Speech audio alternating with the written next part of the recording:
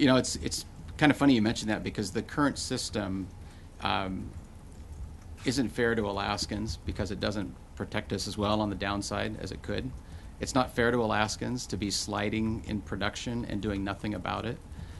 So the current system that a number of the gentlemen and individuals you mentioned, the status quo is not acceptable to Alaskans. It's a short-term view to say that because there is, on the fiscal note, in a snapshot in time, $800 million less in revenue in 1 year.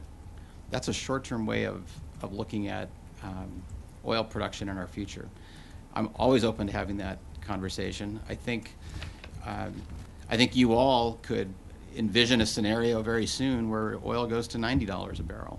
And in this bill, that $90 a barrel, the state of Alaska is better protected than under the current system. So to say, oh man, it's going to result in this much less money, for sure, it's a balancing act. It's taking less at the high end of oil prices and taking more at the lower end.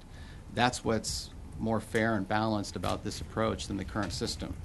Also, we're not under the system where we've proposed to eliminate the tax credits. Next year, we're going to be responsible for about $1 billion worth of tax credits. That's basically a check from the Treasury back to the companies. So they're supporting a system that's writing a check back to the companies, even if oil prices fall and we don't get that additional revenue.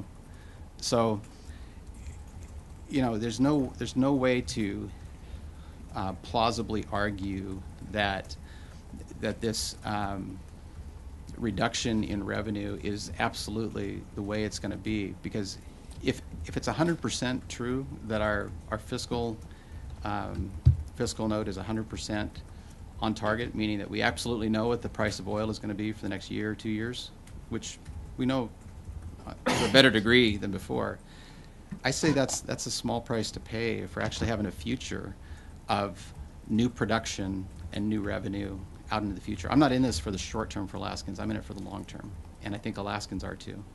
So.